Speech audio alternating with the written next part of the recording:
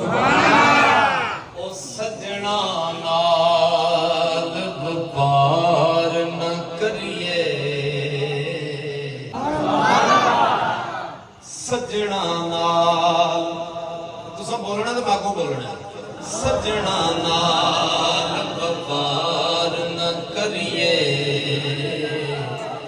नहीं ते फेर ज़हार न करिए। सज्जन लख गुनाही होवे, ओदे ऐब शुमार न करिए।